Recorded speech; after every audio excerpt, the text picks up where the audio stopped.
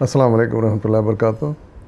آج میں آپ کے سامنے سورہ النور کی آیت نمبر 4 اور 5 کا ترجمہ لے کر حاضر ہوں۔ سماعت فرمائیے۔ اعوذ باللہ من الشیطان الرجیم، بسم اللہ الرحمن الرحیم۔ اور جو لوگ پاک دامن عورتوں پر تہمت لگائیں پھر 4 گواہ لے کر نہ آئیں، ان کو 80 کوڑے مارو اور ان کی شہادت کبھی قبول نہ کرو۔ وہ خود ہی فاسق ہیں، سوائے ان لوگوں کے جو اس حرکت کے بعد تائب ہو جائیں اور اصلاح کر لیں، اور اللہ ضرور ان کے حق میں غفور الرحیم ہے۔ صدق اللہ العظیم۔ پچھلی آیات میں یعنی آیت نمبر 1، 2، 3 میں اللہ تعالیٰ نے ارشاد فرمایا تھا زنا کے بارے میں کہ کتنا یہ مکروہ کام ہے،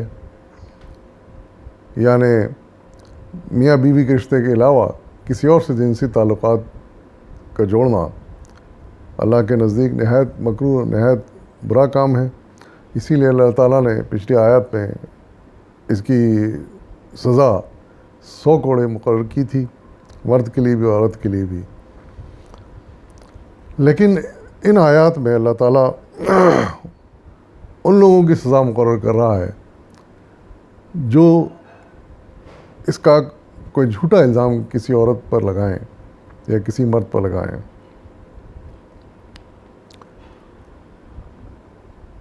ظاہر ہے کہ جتنا گناؤنا جرم ہے اتنا ہی مکروہ یہ بات ہے کہ کسی پر اس طرح کا جھوٹا الزام لگایا جائے،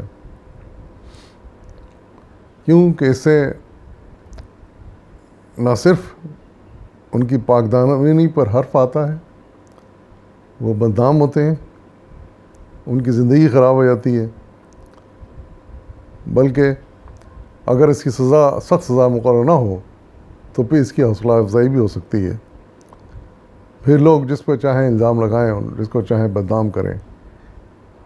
اسی مکروہ کام کو روکنے کے لیے اللہ تعالیٰ نے اس کی بھی سخت سزا مقرر کی ہے۔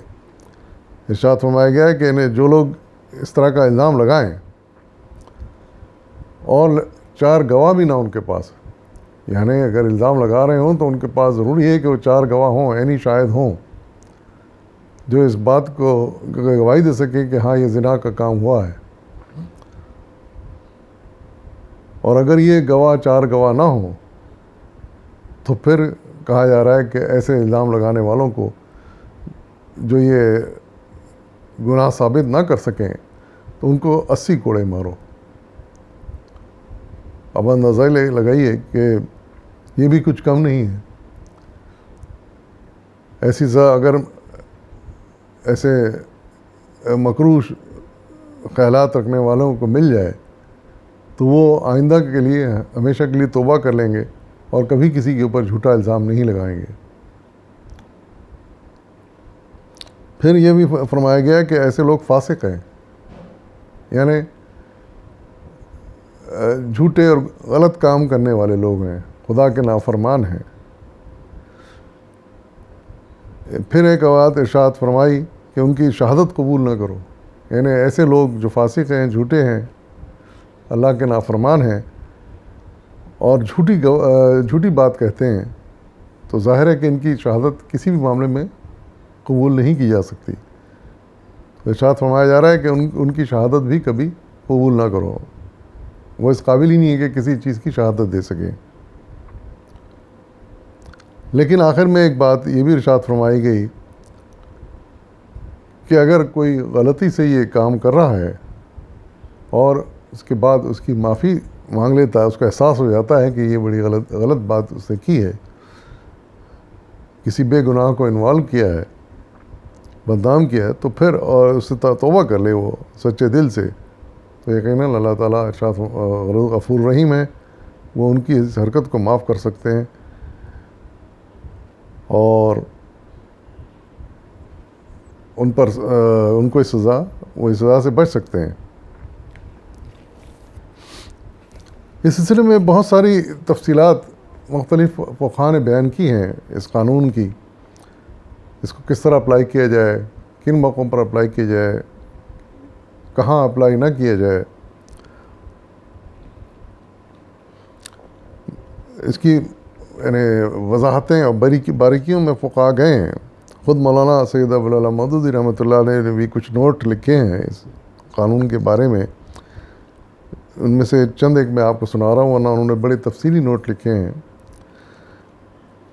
ایک نوٹ آپ نے یہ لکھا ہے کہ آیات میں الفاظ والذین یرمون استعمال ہوئے ہیں، جس کے معنی ہیں وہ لوگ جو الزام لگائیں، لیکن سیاق و سباق یہ بتاتا ہے یہاں الزام سے مراد ہر قسم کا الزام نہیں بلکہ مخصوص طور پر زنا کا الزام ہے.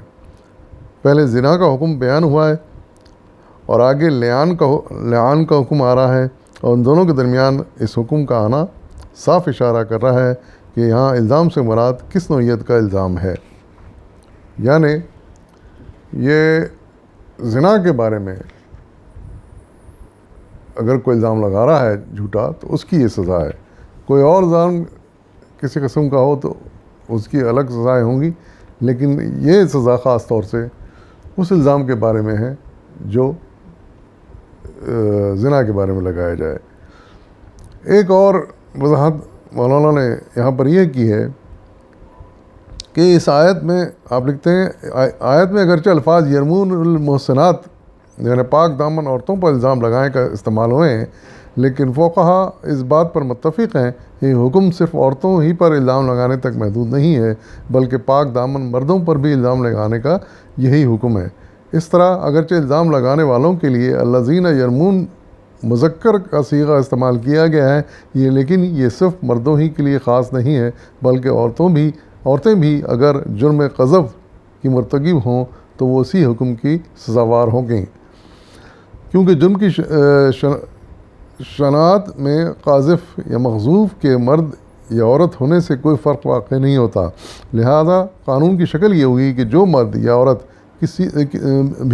کسی پاک دامن مرد یا عورت پر زنا کا الزام لگائے اس کے لیے یہ حکم ہے. واضح ہے کہ یہاں محسن اور محسنہ سے مراد شادی شدہ مرد اور عورت نہیں بلکہ پاک دامن مرد اور عورت ہیں. یہاں قذف کا لفظ اسی قانون کے بارے میں استعمال ہوا ہے، یعنی جو لوگ جھوٹے الزام لگائیں زنا کا، تو ان کے بارے میں جو یہ قانون اللہ تعالیٰ نے نافذ کیا ہے اسی کو قذف کہا جاتا ہے، قانون قذف. اسی کی وضاحت مولانا کر رہے تھے.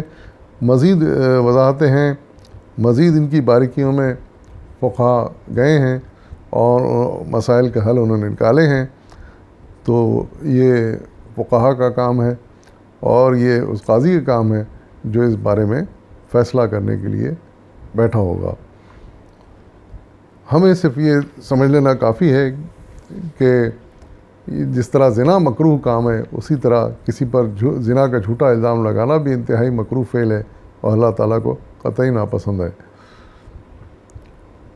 اور تھوڑا سا غور کے بعد ہم اس کی برائی اور اس کی گہرائی کو سمجھ سکتے ہیں کہ اس میں معاشرے کے لیے کتنے یہ تکلیف دہ ہو سکتے ہیں یہ کام.